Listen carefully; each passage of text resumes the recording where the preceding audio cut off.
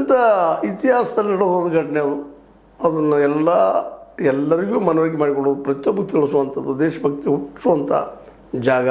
ನಮ್ಮ ಚೆನ್ನಮ್ಮಾಜಿ ಅಲ್ಲೇ ಏನಪ್ಪ ಅದು ಕೊನೆ ಉಸಿರು ಎಳೆದದ್ದು, ಅಲ್ಲೇ ಸಮಾಧಿ ಇದ್ದಿದ್ದು. ಅದ್ರ ಬಗ್ಗೆ ಇಷ್ಟರೊಳಗೆ ದೊಡ್ಡ ಪ್ರಮಾಣದಲ್ಲಿ ಒಂದಿಷ್ಟು ಕೆಲಸಗಳಾಗಬೇಕಾಗಿತ್ತು, ಅದರಲ್ಲೂ ಎರಡು ಮಾತಿಲ್ಲ. ಇಲ್ಲಿ ನಾವು ಪಕ್ಷದ ನೆಲೆಗಟ್ಟಿನಲ್ಲಿ ಯಾವುದನ್ನು ನೋಡಬಾರ್ದು. ಹೌದಪ್ಪ, ಕಾಂಗ್ರೆಸ್ಸಿಗರು ಸಿದ್ದರಾಮಯ್ಯರಿದ್ದರು, ಅವರು ಕುರುಬರು, ಅದಕ್ಕಾಗಿ ಅದನ್ನು ಏನಪ್ಪ ಅಂತಂದ್ರೆ ಸಂಗೊಳ್ರಾಯನ ದುಡಿದು ಮಾಡಿದ್ರು. ಇವು ಚೆನ್ನಮ್ಮ ಅವರು ಪಂಚಮಸಾಲಿ ಅವರು ಅನ್ನೋಂಗೆ ಆಗಬಾರ್ದು. ಇವತ್ತು ಪಂಚಮ ಸ್ವಾಮೀಜಿಯವರು ಸಹಿತ ಬಸವ ಜಯ ಮೃತ್ಯುಂಜಯ ಸ್ವಾಮಿ ಸಹಿತ ಈ ಹೋರಾಟ ಇಳಿದಿದ್ದಾರೆ ಇವತ್ತು. ಅಂದರೆ ಇದು ಜಾತಿ ನೆಲೆಗಟ್ಟಿನ ಮೇಲೆ ಆಗಬಾರ್ದಾಗಿತ್ತು. ಸಿದ್ದರಾಮಯ್ಯರು ಸಹಿತ ಇಷ್ಟೊಳಗೆ ಇದು ಮುಗಿಸ್ಬಿಡ್ಬೇಕಾಗಿತ್ತು. ದೊಡ್ಡ ಇಶ್ಯೂನೂ ಅಲ್ಲ. 100-200 ಕೋಟಿ ಎಷ್ಟು ಹತ್ತು ದೊಡ್ಡ ಪ್ರಮಾಣದಲ್ಲೇ ಚೆನ್ನಮ್ಮ ಅವ್ರದ್ದು ಅದಕ್ಕೆ ನಮ್ಮ ಸಂಗೊಳ್ರಾಯಣ್ಣಂದಿಗೆ ಮಾಡಿದರೆ ಇಷ್ಟರೊಳಗೆ ಈ ಸಮಸ್ಯೆನೇ ಕಾಣ್ತಾ ಇರಲಿಲ್ಲ. ಇದು ದೊಡ್ಡ ವಿಷಯನೂ ಅಲ್ಲ. ಇದು ಇವತ್ತು ಆಗ್ಯದಪ್ಪ ಅಂತಂದ್ರೆ ಇದು ಇವತ್ತು ರಾಜ್ಯಕ್ಕೆ ಅನುಕೊಳ್ತಾ ಇದೆ ನಿಧಾನಕ್ಕೆ. BJP ವರ್ಸಸ್ ಕಾಂಗ್ರೆಸ್ ಹಂಗೂ ಆಗಬಾರ್ದು.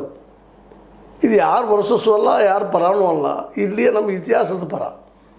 ಅದಕ್ಕೆ ಸಿದ್ದರಾಮಯ್ಯನವರು ಇವಾಗ ಈಗ ಅದು ಜಾಗೃತಿಗೊಳ್ಬೇಕಾಗ್ಯದ.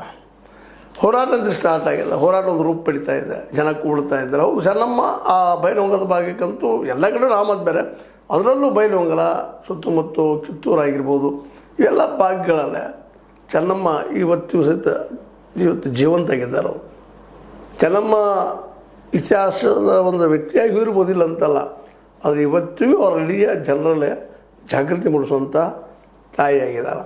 ಹೀಗೆ ಅದರ ಬಗ್ಗೆ ಸಿದ್ದರಾಮಯ್ಯರು ಇಷ್ಟೆಲ್ಲ ಡಿಸಿಷನ್ ತೊಗೊಂಡು ಸುಮ್ಮನೆ ಅಲ್ಲಿ ಇನ್ನೊಂದು ಮಹಾಂತೇಶ್ ಕೌಜಲಿಯವರು ಇದು ರಿಸ್ಕ್ ತೊಗೊಂಡು ಏನೋ ಬಂದು ಮಾತಾಡಿ ಹೋಗಿದ್ದಾರೆ ಅಷ್ಟೇ ವಿನಃ ಆಶ್ವಾಸನೆ ಕೊಟ್ಟು ಕೆಲಸ ಸುಲಭ ಮಾಡಿಸ್ಬೇಕಾಗಿತ್ತು. ಇನ್ನೊಂದು ಸ್ವಲ್ಪ ಸರ್ಕಾರಕ್ಕೆ ಒಂದು 10-20 ಕೋಟಿ ರೂಪಾಯಿ ಅಥವಾ 100-200 ಕೋಟಿ ರೂಪಾಯಿ ದೊಡ್ಡ ಅಮೌಂಟ್ ಅಲ್ಲ. ಅದು ದೊಡ್ಡದೊಂದು ಮಾಡಿದರೆ ಒಂದು ಘೋಷಣೆ ಮಾಡಿ ಮುಗಿದೋಗ್ಬಿಡ್ತದೆ. ಇದು ಯಾರು ಮಾಡಿಸಿದ್ರು ಯಾರು ಬಿಟ್ಟರು ಅಂತಲ್ಲ, ಇದ್ರ ಲಾಭ ಯಾರು ತೊಗೊಳ್ಳೋ ಅವಶ್ಯಕತೆ ಇಲ್ಲ.